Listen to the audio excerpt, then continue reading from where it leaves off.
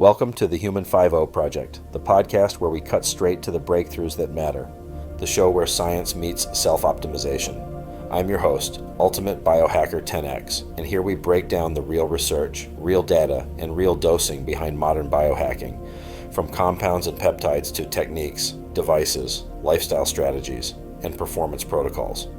Most people jump in and jump out before they get the gold, so we're keeping it tight and delivering the essential insights you need without the fluff.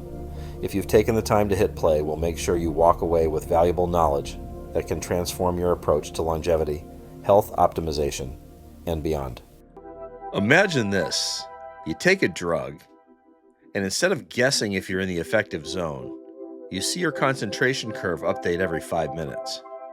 Not tomorrow, not next week, live. That's the concept behind a brand new pilot clinical trial in Nature Biotechnology, a wearable microneedle patch that continuously measures drug levels like a CGM, but for medications.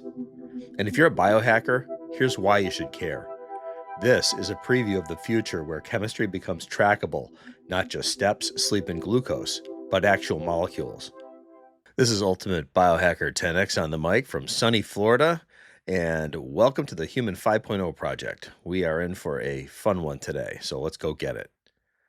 But first, quick disclaimer, this is for educational purposes only and not medical device. I'm not telling anybody to self-medicate, especially not with hormones, peptides, or anything injectable. We are talking about a technology shift from sparse sampling to continuous chemistry. Are you ready? Let's lock this one in. Some drugs, some molecules, they're unforgiving. Too low, you don't get the outcome. Too high, and toxicity risk climbs. That's why hospitals do therapeutic drug monitoring, or TDM. But most of it still looks like this. A couple blood draws at a specific time point, and then a model tries to infer what happened in between. That's like trying to understand a movie by looking at two screenshots. The drug in this trial is vancomycin, a serious antibiotic used for a serious infection. And dosing it correctly matters. Real-world patients can vary massively in how they distribute and clear it, so clinicians monitor levels and adjust. But it's still mostly rear-view mirror medicine.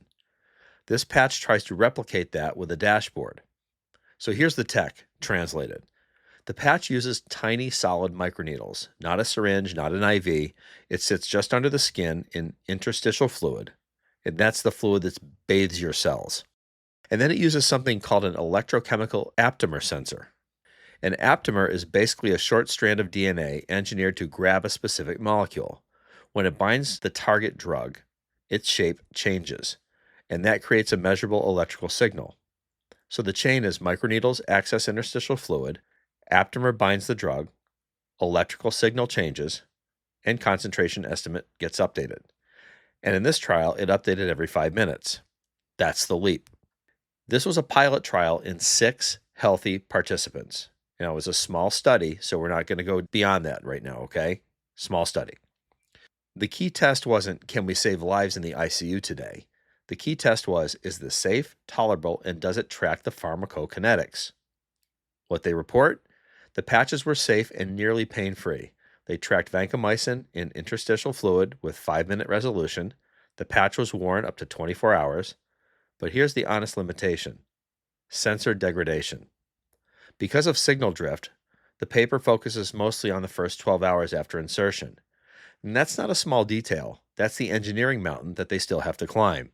But the fact that they got solid data at all in humans at high time resolution, that's the milestone. They also tested placement at different body sites and saw consistent trends across sites and participants. That matters because if placement made it useless, this would die immediately.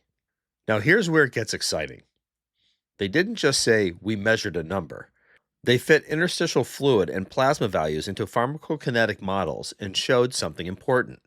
Continuous data reveals distribution and clearance dynamics that sparse sampling can miss. Translation, the in-between matters. And we kind of knew that. And that's the whole point of wearables, right? Not a static measurement, but a trend, a curve, and a pattern. This is the CGM story, version 2.0. Biohackers understand this because we watched it happen with CGMs.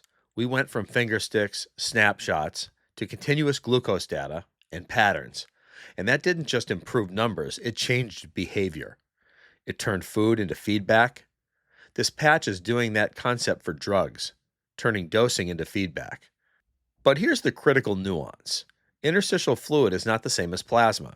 There can be a lag, different kinetics, and site variability, which is why modeling matters. And that's not a flaw, it's just physiology. The point is, you can build translation algorithms if the signal is stable. And right now, stability is the battlefield. So let's keep it real. Limitations, small sample, as we mentioned, just 6 people. It's early stages, not tested in sick or complex patients. There was sensor degradation after 12 hours. Currently, there's no real-time wireless streaming in this version. So no, this is not wearable drug monitoring, and it's ready for everyone tomorrow. But yes, this is proof of feasibility. Continuous chemistry monitoring in humans is real. And the roadmap is clear. Improve sensor durability, solve biofouling, add wireless transmission, validate in real patients, and expand to more drugs with narrow therapeutic windows. Now, my Human 5.0 audience is already thinking it. If you can track Vanco, can you track peptides, bioregulators, hormones, and the stuff people are experimenting with? So here's the correct answer. Directionally, yes. Practically, not yet. Not broadly. Why is it plausible? Well, because the platform idea is modular. You can, in principle, engineer sensors to bind different targets. But here's why peptides and bioregulators are going to be a little bit more difficult than an antibiotic. First, concentration problem, because many peptides live at super tiny levels. Specificity problem, similar molecules may look alike. Stability problem, peptides degrade and sensors can drift. Biofouling problem. Your body tries to gunk up sensors over time, and we already see this drift in early trial after 12 hours. Regulatory reality. Monitoring meds in clinical care requires brutal validation. So the mature take is not, cool, now we'll slap a patch on and microdose peptides perfectly. The mature take is, this is the opening of a new era, continuous chemistry monitoring. CGM was step 1, and this is step 2. And the future looks like this. A world where you can track not just glucose, but therapeutic exposure curves, and eventually maybe selected biomarkers, with guardrails, models, and real clinical grade validation. That is Human 5.0. This pilot trial is small, but the implication is massive. The barrier to continuous drug monitoring in humans just got punched. Now it's engineering, trials, and stability. I would love to do a follow-up episode on this, but we're going to have to wait for a little more information to hit the clinical trials market in order for me to comment. So for now, stay strong, stay consistent, and stay skeptical but curious. And this is Ultimate Biohacker 10X. I'm out. Thanks for listening to the Human 5.0 project. If you found value in today's episode, share it with someone who's ready to elevate their biology. Make sure to follow the show for weekly deep dives into peptides, protocols, devices, lifestyle strategies, and the science of high-performance longevity.